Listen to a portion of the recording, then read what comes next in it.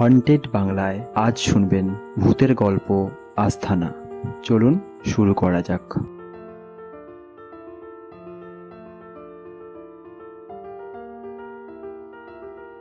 শিবেনের সাতকুলে কেউ নেই।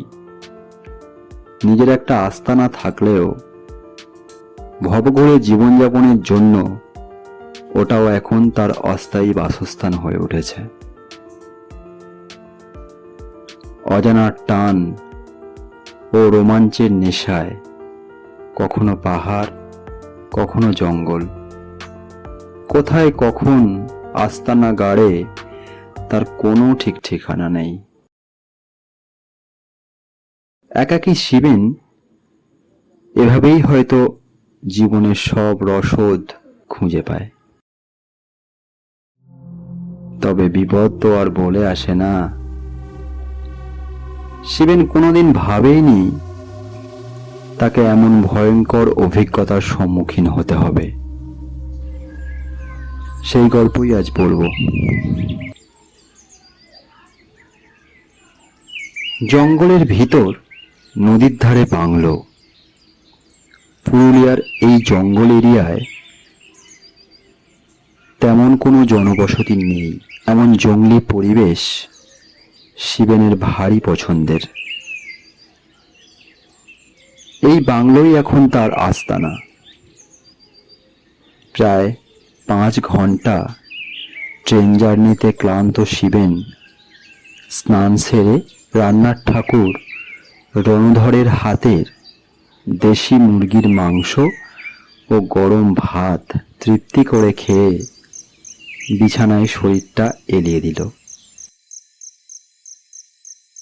যখন ঘুম ভাঙে তখন সন্ধ্যা রাত্রে। সামনে কুয়াশার চাদরে মোড়া অমাবস্যার জঙ্গল। কানে ভেসে আসছে নদীর জলের কলকল আওয়াজ ও ঝিঁঝি পোকার অনবরত চিৎকার। চারিদিকে ঘুটঘুটে অন্ধকার, স্তব্ধ পরিবেশ। বিছানা ছেড়ে উঠে শিবেন দেখল ঠাকুর রণধর রাতের খাবারের তোড়জোড় শুরু করে দিয়েছে। জঙ্গলে একটু তাড়াতাড়ি সন্ধে হয়।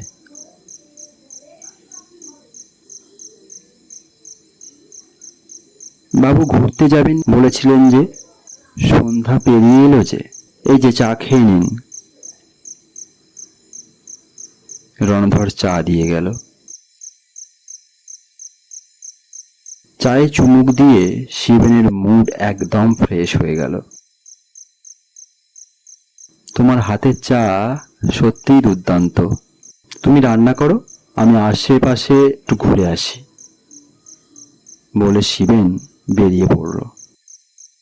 শুনশান জনমানবহীন রাস্তাঘাট হেঁটে চলেছে শিবেন। হঠাৎ অন্ধকার জঙ্গলের মধ্যে মহিলার ফুঁপিয়ে ফুঁপিয়ে কান্নার আওয়াজ ভেসে এলো। চমকে উঠল শিবেন। তবে শিবেন ভয় পাওয়ার ছেলে নয়। বিষয়টি তাকে ভাবিয়ে তুলল। এই রহস্য তাকে ভেদ করতেই হবে।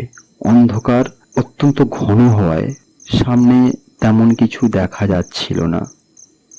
তবে অনেকক্ষণ অন্ধকারে থাকায় তার চোখ সরে এসেছিল।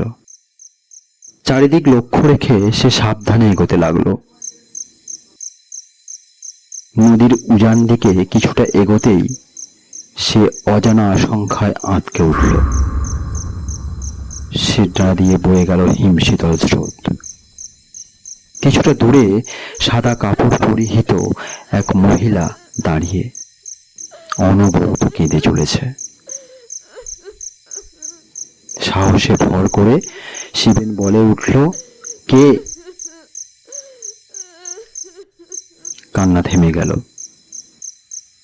অমাবস্যার ঘন অন্ধকার, চারিদিকে কুয়াশা আরো ঘন হতে শুরু করেছে। শিবেন ভেবে পাচ্ছে না তার কি করা উচিত। মহিলাটি কি সামনে এগিয়ে আসছে? অন্ধকারে ঠিক বোঝা যাচ্ছে না। হঠাৎ শিবেন দেখলো তার সামনে একটি অবয়ব, চোখ দুটি আগুনের গোলার মতো ধক ধক করছে। কে কে তুমি? শিবেনের মুখ দিয়ে অস্পষ্ট আওয়াজ বেরিয়ে এলো। তৎক্ষণাৎ একটি লম্বা হাত অন্ধকারের ভিতর থেকে বেরিয়ে এসে শিবেনের গলায় শক্ত করে চেপে বসছে। উফ, কি ঠান্ডা! শিবেনের দম বন্ধ হয়ে আসছে। সে বাঁচার শেষ চেষ্টা নিয়ে সজোরে একটা ধাক্কা মারল। কান ফাটা তীব্র চিৎকারে আকাশ বাতাস মুখরিত হয়ে উঠল। তারপর সব নিস্তব্ধ। শিবেনও নিজেকে আর স্থির রাখতে পারল না, জ্ঞান হারিয়ে সে পড়ে গেল। যখন জ্ঞান ফিরল, দেখল সে বাংলোর বিছানায় শুয়ে আছে।